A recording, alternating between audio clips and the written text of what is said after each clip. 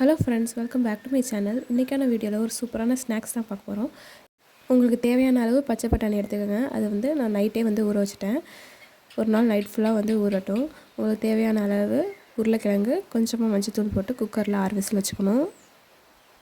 இப்போ மசாலா செய்கிறதுக்கு நமக்கு தேவையான இன்க்ரீடியன்ட்ஸ் கொஞ்சம் வெங்காயம், கொஞ்சம் தக்காளி, பச்சை மிளகாய் 2-3, மல்லித்தலை, ஒரு துண்டு இஞ்சி, 2-3 பூண்டு, இதனெல்லாம் மிக்சியில் ஃபைன் பேஸ்ட்டாக அரைச்சிக்கணும். இப்போ நம்ம வேக வச்சுருக்க பட்டாணியை பார்க்கலாம். இது நல்லாவே வெந்திருக்கும். தண்ணியெல்லாம் நம்ம வடிச்சுக்கணும். இப்போ உருளைக்கிழங்குல இருக்க தோலெல்லாம் நம்ம எடுத்துக்கலாம். இப்போ உருளைக்கிழங்கு நல்லா வெந்துருந்துச்சுன்னா அது நல்லா மசிச்சுக்கோங்க. இப்படி வேகலைன்னா கத்தியை வச்சு கட் பண்ணி விட்டுக்கோங்க.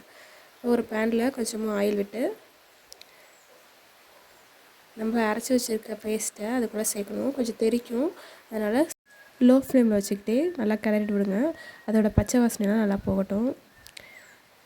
இதில் லைட்டாக மஞ்சத்தூள் ஆட் பண்ணிக்கலாம். இப்போ நம்ம வேக வச்சுருக்க உருளைக்கிழங்கு பட்டாணி அது கூட சேர்த்துக்கலாம். இதுவும் கொஞ்சம் நேரம் அந்த மசாலா கூட செய்கிறதுக்கு கொஞ்சம் தண்ணி வச்சு உப்பு போட்டுக்கோங்க. இதுவும் நல்லா கொதிக்கட்டும். இப்போ நான் என்கிட்ட பானிபூரி இல்லாதனால நான் லேஸ் எடுத்துருக்கேன். நீங்களும் ட்ரை பண்ணி பாருங்கள். அது நல்லா இருந்துச்சு. கொஞ்சமாக லேஸ் தூவிட்டு நம்ம செஞ்சு வச்சுருக்க மசாலாவை ஃபஸ்ட்டு அது மேலே ஒரு லேயர் கொடுக்கணும்.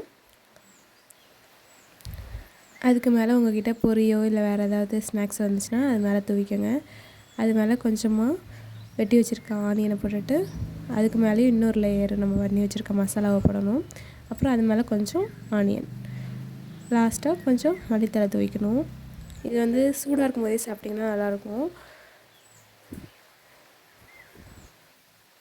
நம்ம இதில் பச்சை மிளகாலாம் ஆட் பண்ணியிருக்கனால நல்லா காரமாக நல்லாயிருக்கும் சாப்பிட. நீங்களும் உங்கள் வீட்டில் ட்ரை பண்ணி பாருங்கள். தேங்க்ஸ் ஃபார் வாட்சிங்.